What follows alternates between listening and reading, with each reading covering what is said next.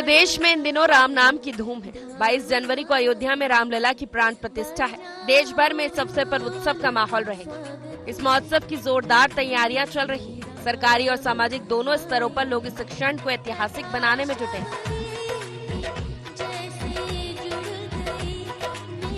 लेकिन सियासत इस पर भी बटी हुई है। अधिकांश विपक्षी दलों ने प्राण प्रतिष्ठा समारोह से खुद को अलग कर लिया है, जिसमें कांग्रेस भी शामिल है। इसको लेकर लगातार बयानबाजियों का दौर जारी है। इसी कड़ी में पूर्व सीएम दिग्विजय सिंह ने एक साथ कई सवाल खड़े किए हैं। राम मंदिर की लड़ाई निर्मोही अखाड़े से वीएचपी ने क्यों छीनी? 80-90 के दशक में वीएचपी ने 1400 करोड़ का चंदा किया, वो कहां गया? चंपत राय की अगुवाई वाले ट्रस्ट ने जो घोटाला किया, उसमें कार्रवाई क्यों नहीं हुई? राष्ट्रपति द्रौपदी मुर्मू, पूर्व राष्ट्रपति रामनाथ कोविंद, बसपा सुप्रीमो मायावती को न्योता क्यों नहीं दिया गया? हालांकि रामलला की प्राण प्रतिष्ठा के न्योते को लेकर कांग्रेस ही दो भाग में बटी है। दिग्विजय सिंह के भाई लक्ष्मण सिंह ने न्योता ठुकराने पर सवाल उठाया। उनका कहना है कि पता नहीं कांग्रेस क्या संदेश देना चाहती है।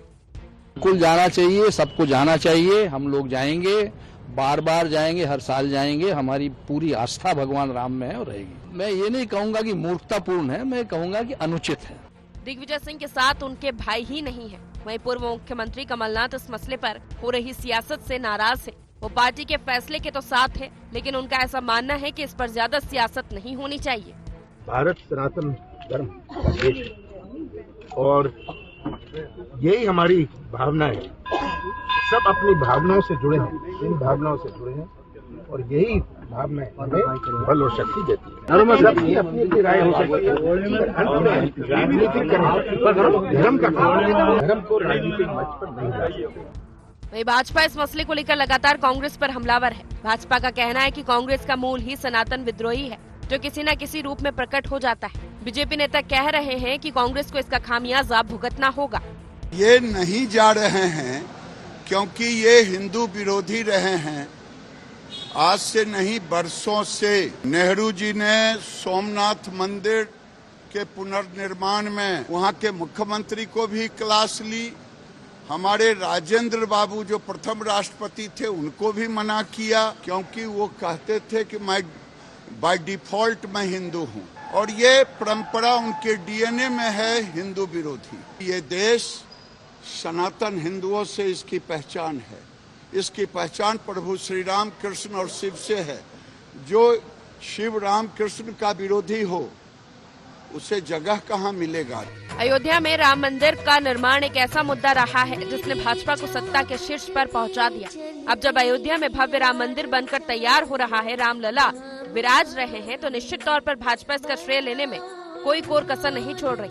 वही कांग्रेस सवाल तो प्राण प्रतिष्ठा के समय और शास्त्रोक्त विधान पर उठा रही है, लेकिन शायद वो इसकी आड़ में अपना सेक्युलरिज्म का मूल सिद्धांत प्रदर्शित करने में लगी है। देखना यह है कि सनातन विरोध के आरोपों के बीच उसका ये सेक्युलरिज्म कहीं महंगा न पड़ जाए।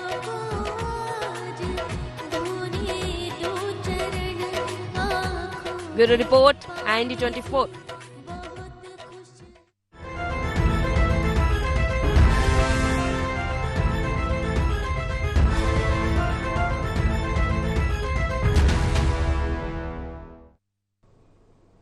नमस्कार, IND एजेंडा सनातन वर्सेस सेकुलरिज्म में आपका स्वागत है। मैं हूं राजेश सक्सेना। आज इसी विषय पर चर्चा करेंगे, लेकिन उससे पहले देख लेते हैं एजेंडा पॉइंट्स। रामलला की प्राण प्रतिष्ठा को लेकर आखिर क्यों हो रही सियासत? क्या भारतीय जनता पार्टी को प्राण प्रतिष्ठा का सियासी फायदा मिलने की संभावना से विपक्ष ने बनाई दूरी? अपने सेकुलर स्वरूप को कायम रखने कांग्रेस बना रही कार्यक्रम से दूरी? सनातन वर्सेस सेकुलरिज्म से किसे फायदा और किसे नुकसान? तो ये अहम एजेंडा पॉइंट्स हैं जिसके इर्द गिर्द आज की हमारी ये चर्चा होगी, बातचीत होगी।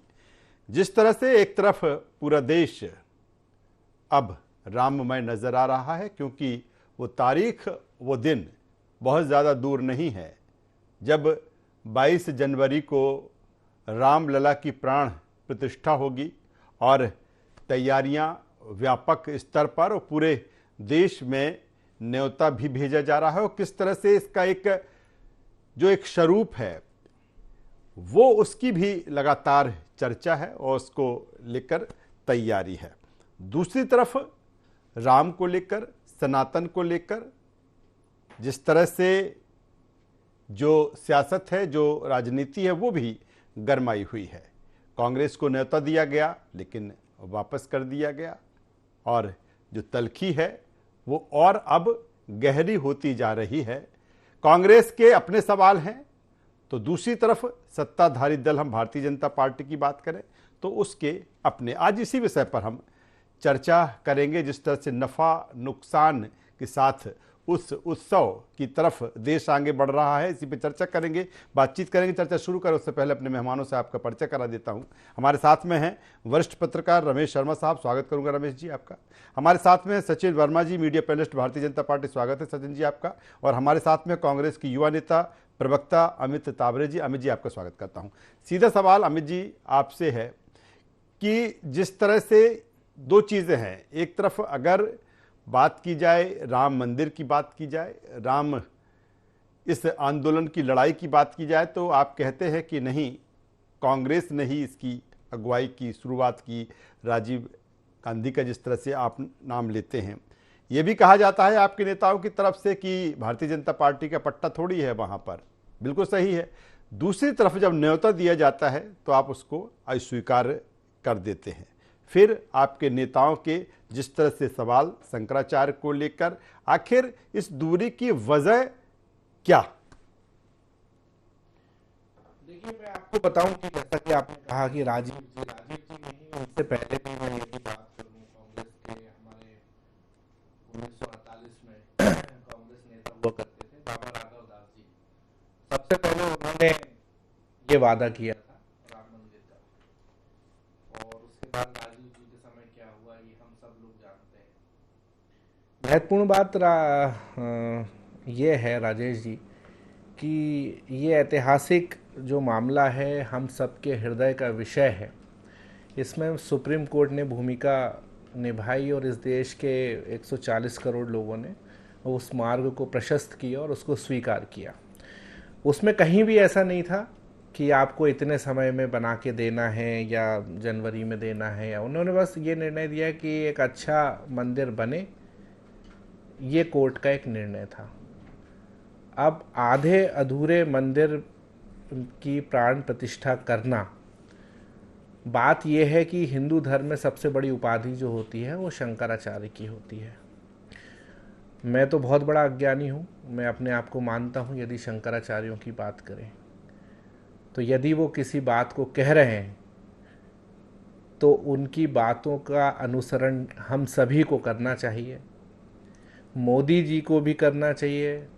अब लोकसभा चुनाव से पहले वो ये सब सारी चीज़ें कर रहे हैं, लेकिन ये और ऐतिहासिक होता यदि ये मंदिर पूरा बन जाने देते, विधिवत बन जाने देते, विधिवत इसका प्राण प्रतिष्ठा होती। भले ही वो खुद भी कर लेते, कोई दिक्कत नहीं थी, लेकिन उसमें शंकराचार्य भी आते। लेकिन अमित जी आपको नहीं लगता, लेकिन अमित जी आपको नहीं लगता कि जिस तरह से आप कह रहे हैं कि वो श्रेय लेना चाहते हैं, फिर आपकी इस तरह की दूरी आपको नहीं लगता कि कांग्रेस को ये चीजें नुकसान पहुंचाती है? क्योंकि अगर जब राजनीति में है तो दोनों का उद्देश्य वही है। स्पष्ट उदाहरण है, आपके सवाल में ही आपका जवाब है। मोदी जी श्रेय लेना चाहते हैं और हम कभी धर्म की राजनीति नहीं करते, हमको श्रेय लेने की जरूरत नहीं है। चलिए मैं सचिन जी के पास में। सचिन जी वो कह रहे हैं कि हम धर्म की राजनीति नहीं करते, और जवाब दे दीजिए। देखिए, कांग्रेस ने हमेशा से राम मंदिर के निर्माण को अटकाने, लटकाने और भटकाने का कार्य किया है। कांग्रेस जो है ये बोलती है कि राजीव गांधी ने अदालत के फैसले के बाद में जो है दरवाजे खुलवाए थे राम मंदिर के, तो अदालत का फैसला था, वो उस आदेश का पालन करना सरकार का कर्तव्य था। तो राजीव गांधी जी ने एक अदालत के फैसले का पालन किया था। अब सर्वोच्च न्यायालय ने, इस देश की जो सर्वोच्च न्यायालय न्यायपालिका भी जो है संवैधानिक प्रावधानों के अंतर्गत ही कार्य करती है, तो संविधान के परिपालन के बाद अब उसका निर्माण जो है सुनिश्चित किया गया है। तो कांग्रेस हमेशा उन लोगों के साथ, उस गुट के साथ में क्यों हमेशा बैठी हुई दिखती है जो हमेशा राम मंदिर के निर्माण में या उसके किसी भी कार्यक्रम में विरोधी दल होते हैं। तो ऐसे विरोधी लोगों के साथ में कांग्रेस हमेशा बैठी हुई दिखती है। तो कांग्रेस जो है हमेशा इस देश के जनता की नब्ज जो है वो पहचानने में असफल रही है।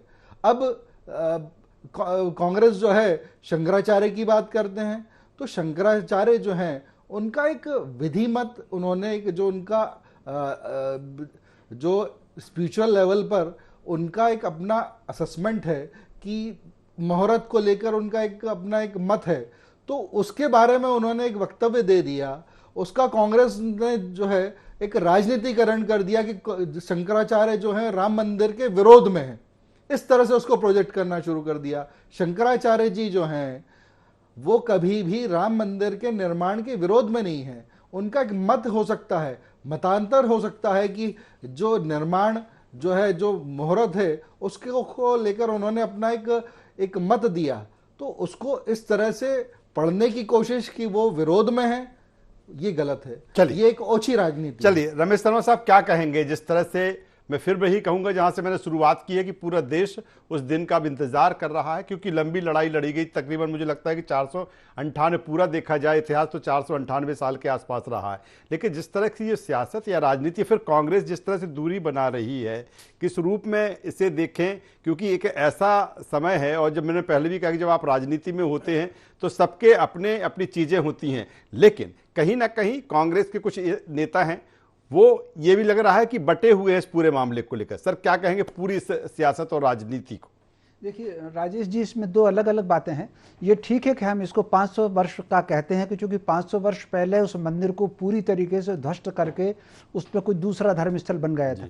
लेकिन अगर अयोध्या के हमलों का इतिहास देखेंगे तो पहला हमला 1033 में सालार मसूद ने किया था, और बचाव के लिए सोहेल देव आए थे। वो सालार मसूद मारा गया था, और सालार मसूद का मजार जो है वो बहराइच में बना हुआ है। उसके बाद अल्तमस ने हमला किया, अलाउद्दीन खिलजी ने भी हमला किया, लेकिन ये मंदिर को तोड़ करके लूट करके जाते रहे और मंदिर का निर्माण होता गया। लेकिन 1528 में जो बाबर ने उसको ध्वस्त किया, उसके बाद जो है वो उसका रूपांतरण हो गया। यद्यपि अकबर ने एक बीच का रास्ता निकाला था, उन्होंने एक चबूतरा बना दिया था कि चबूतरा पर हिंदू भजन कर सकते हैं, लेकिन औरंगजेब ने उस चबूतरे को भी तोड़ दिया था। आगे चल करके सआदत अली जो नवाब अवध के थे, उन्होंने फिर चबूतरे को बहाल किया। तो कुल मिलाकर के एक बहुत लंबी लड़ाई है, और लंबी लड़ाई के बाद अगर ये अवसर आता है तो भारत के प्रत्येक भारतीय को उसकी अपनी मान्य परंपरा, धर्म परंपरा कुछ भी हो सकती है, उसको इस क्षण का स्वागत किया ही जाना चाहिए। एक बात मैं राजेश जी कहना चाहता हूं पूज्य शंकराचार्य भगवान को लेकर के।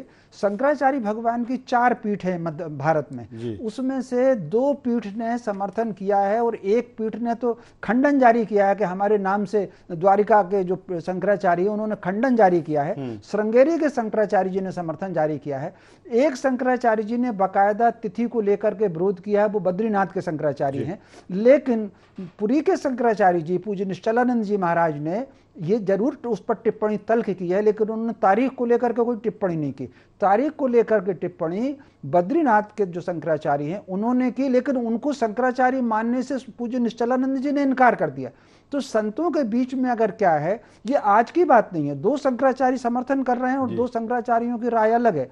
अगर हम सतयुग को देखेंगे, वैदिक काल में भी देखेंगे, तो वहां भी ऋषियों में तिथियों को लेकर के, घटनाओं को लेकर के मतभेद होते हैं। कितना मतभेद था महर्षि वशिष्ठ और शुक्राचार्य के बीच में, कितना मतभेद था भृगु जी में और महर्षि अगस्त में। तो कुल मिलाकर के ऋषि परंपरा में भी ये मतभेद रहे हैं, तो स्वाभाविक रूप से है। और कुल मिलाकर के एक बात और कहना चाहता हूं, वो जो मुहूर्त है करीब 1.25 मिनट का मुहूर्त, भगवान राम का अवतार राम जन्मभूमि को हुआ था, ये बात सही है। लेकिन अगर आप वो पल देखेंगे, वो योग देखेंगे, वो नक्षत्र देखेंगे, तो वो जो घड़ी आ रही है, वो लग्न देखेंगे, वो जो घड़ी आ रही है वो 22 जनवरी को आ रही है। और वो जो सारी के सारी ग्रहों की जो स्थिति है, 8 ग्रहों की स्थिति, 8 ग्रहों की स्थिति 22 तारीख के 1.25 मिनट में वही रहेगी जब भगवान राम ने हजारों वर्ष पहले धरती पर अवतार लिया था।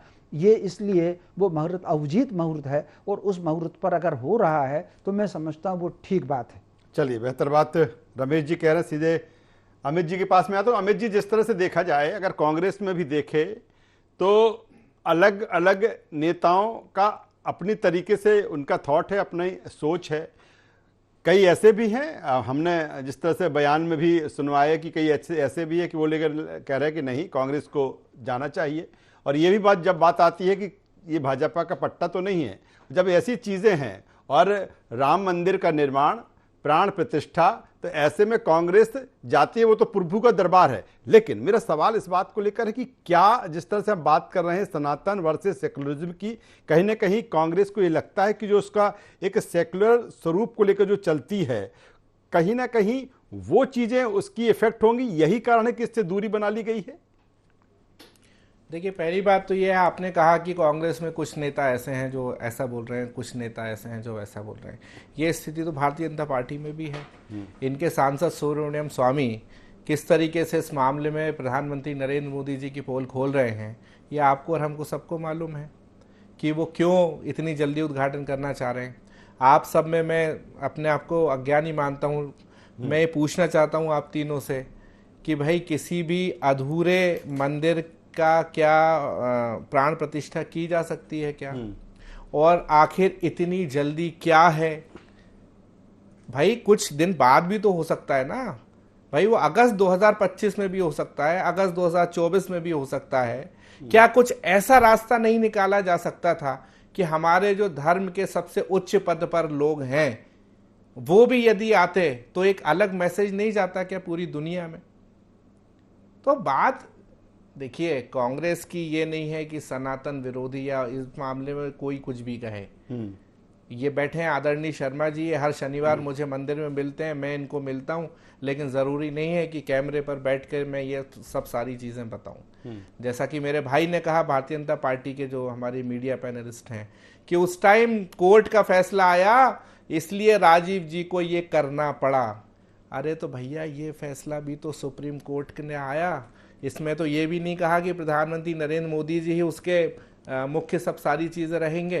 तो आखिर ये क्यों पूरे नेता भारतीय जनता पार्टी के अपने ऊपर ले रहे हैं कि हमने कहा था तारीख भी बताएंगे और वो दिन आ गया और हम बनवा रहे हैं। अमित जी, आपको नहीं लगता कि इस तरह की चीजें से जब देश पूरी तरीके से इसको लेकर उत्साहित है, आपको नहीं लगता कि कांग्रेस के लिए जो चीजें विपरीत जा सकती है? आपको ऐसा क्यों लगता है कि पूरा देश उत्साहित है? पूरा देश बिल्कुल, हर जन में राम राम बसते हैं, मेरे दिल में भी राम बसते हैं। लेकिन जो हमारे धर्म के धर्माचार्य हैं, यदि उनका कहीं अपमान होगा, धर्म पर चलना कौन सिखाते हैं?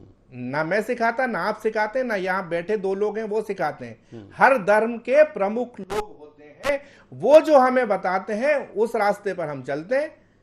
तो हम तो शंकराचार्य जी के सम्मान में खड़े हुए। यदि वो कोई बात बोल रहे हैं तो उसका बिल्कुल वो मानना भी एक धर्म है। यदि वो बातों को नहीं माना जाए वो भी एक अधर्म है।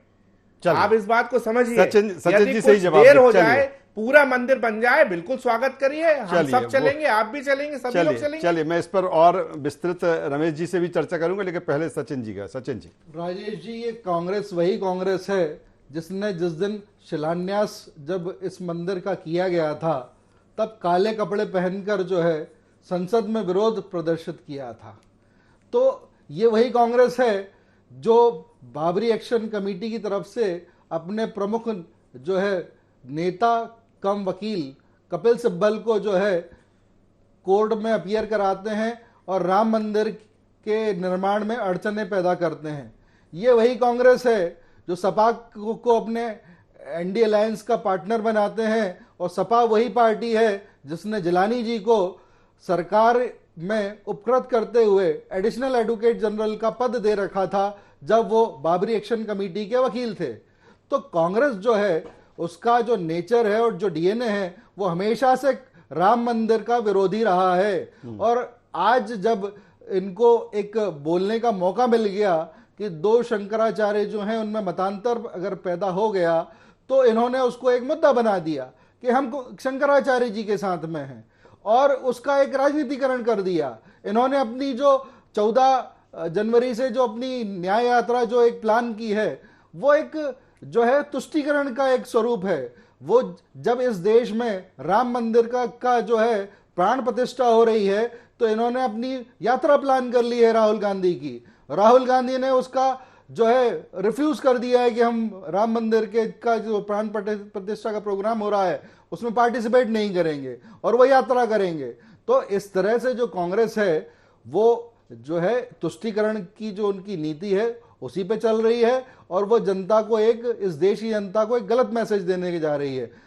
तब जबकि मुस्लिम पक्षकार जो हैं वो राम मंदिर में जब उन्होंने निर्मोही अखाड़े के साथ में और राम मंदिर ट्रस्ट के साथ में लिटिगेशन किया था, वो भी इस राम मंदिर के निर्माण का स्वागत कर रहे हैं और जो राम भक्त वहां दर्शन के लिए जा रहे हैं उन पे जो है पुष्प की वर्षा कर रहे हैं और ऐसे में कांग्रेस जो है वो विरोध में आई हुई है। चलिए रमेश जी, दो चीजें हमने पहले जब आपसे बात की, आपने कहा मुहूर्त को लेकर कहा कि नहीं, मुहूर्त जो समय एक निर्धारित है, या फिर जिस तरह से शंकराचार्य जी की बात आई, जिस तरह से अमित कह रहे हैं कि कहीं ना कहीं, और अमित का कांग्रेस ये कह रही है जब भी इस पर चर्चा होती है कि अभी जो निर्माण है वो अधूरा है, ऐसे में क्या प्राण प्रतिष्ठा हो सकती है, ये सवाल कांग्रेस जिस तरह से उठा रही है।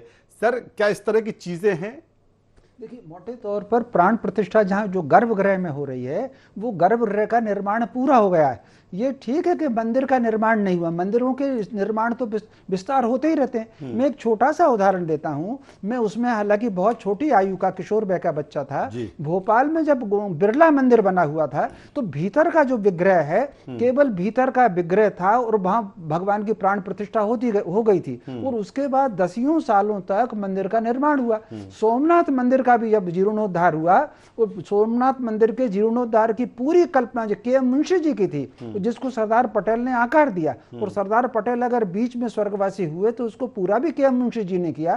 तो जो अंदर का परिसर था वहां प्राण प्रतिष्ठा हो गई थी, राष्ट्रपति जी पहुंचे थे, मंदिर का विस्तार बहुत सालों बाद तक होता चला गया। तो इसमें कोई बहुत आश्चर्य की बात नहीं है। और पूज्य शंकराचार्य भगवान वहां भी उपस्थित नहीं हुए थे, महाकाल जो सोमनाथ मंदिर का जब जीर्णोद्धार हुआ था। आवश्यक नहीं है ये जो पूजन अनुष्ठान कराना, ये यज्ञ आचार्य होते हैं, पुरोहित का काम, पंडित के काम ये काम होते हैं। पूज्य शंकराचार्य उनको शिव स्वरूप माना जाता है, वो पूज्य अवश्य होते हैं, उनको शिव स्वरूप माना जाता है, वो अनुष्ठान नहीं कराते। खुद राम जी ने भी अपने राज्याभिषेक के बाद जो बड़ा अनुष्ठान किया था उसमें वशिष्ठ जी उपस्थित जरूर थे, लेकिन यज्ञ के आचार्य कोई वशिष्ठ जी का एक शिष्य कोई दूसरा था। यज्ञ के आचार्य पंडित पुरोहित होते हैं, पूज्य शंकराचार्य भगवान के समान होते हैं, इसलिए वो यज्ञ उसमें पूजन में नहीं रहते हैं। चलिए अमित, जिस तरह से मैंने जिक्र स्कूल बात को लेकर कहा कि कौन, आपने कहा, मैंने कहा कांग्रेस कहीं ना कहीं दो अलग अलग धड़ों में दिख रही है। अगर देखें लक्ष्मण सिंह जी का बयान देखें, वो कह रहे हैं कि क्या संदेश कांग्रेस देना चाह रही है। पूर्व पीसीसी चीफ कमलनाथ की हम बात करें, कहीं ना कहीं वो भी इसमें कहीं ना कहीं सपोर्ट में है। तो मेरा सवाल इसी बात को लेकर है कि जब देश उत्सव मना रहा है, फिर इसमें जो चीजें कांग्रेस की तरफ से आ रही हैं, आपको नहीं लगता है कि ये दूरी कहीं ना कहीं कांग्रेस के लिए आने वाले समय में जो दूरियां हैं कहीं ना कहीं एक अलग विपरीत परिस्थितियां आपको निर्मित कर रही हैं? क्या जो शंकराचार्य जी हैं जी, क्या वो देश का हिस्सा नहीं है? क्या हम लोग देश का हिस्सा नहीं है? क्या जो कुछ भी है वो मोदी जी और उनके समर्थक ही हैं? माफ करिएगा, बड़े सम्मान के साथ कहना चाहता हूं कि अभी जो बातें हुई, हम चारों में से किसी का ना इतना तप है और ना किसी का इतना कद है कि शंकराचार्य जी की बातों को ये कहा जाए कि उनको जानकारी नहीं है धर्म के बारे में।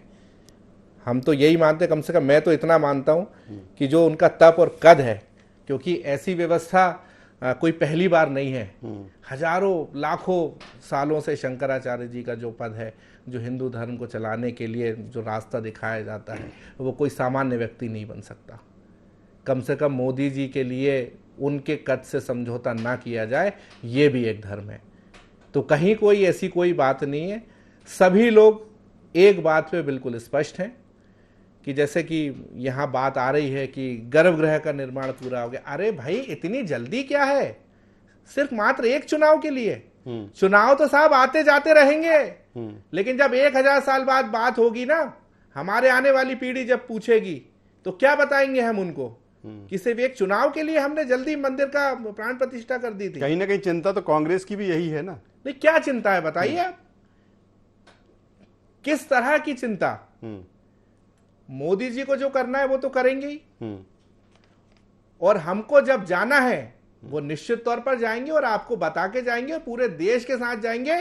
और संभव हुआ तो शंकराचार्य जी के नेतृत्व में जाएंगे, जो एक धार्मिक बात है और जो हमारे धर्म के प्रमुख व्यक्ति हैं उनके कहने पर जाएंगे, उनके मानने पर जाएंगे और उनकी अगुवाई में जाएंगे, चलिए जो धर्म कहता है। तो जिस तरह से फिर उसी बात पर आऊंगा कि देश उत्साहित है और इंतजार उस 22 जनवरी का, लेकिन इसके साथ जिस तरह से जो सियासत और जो राजनीति और सनातन वर्सेस सेकुलरिज्म पर जो एक लड़ाई है वो भी देखने को मिल रही है। और जब लोकतंत्र है, प्रजातंत्र है, तो जाहिर सी बात है इस तरह की चीज़ें भी देखने को मिलेगी। लेकिन फिर सवाल इसी बात को लेकर है कि आखिर इस तरह के समय में इस तरह की राजनीति और सियासत कहाँ तक उचित। तीनों मेहमानों का यहाँ पर धन्यवाद करता हूँ, शुक्रिया करता हूँ। तो जिस तरह से रामलला की प्राण प्रतिष्ठा 22 जनवरी को और पूरा देश तैयार, और उसके साथ राजनीति और सियासत भी। IND एजेंडा में बस इतना ही। IND 24 पर खबरों का सिलसिला लगातार जारी है, अब बने रहिए हमारे साथ। नमस्कार।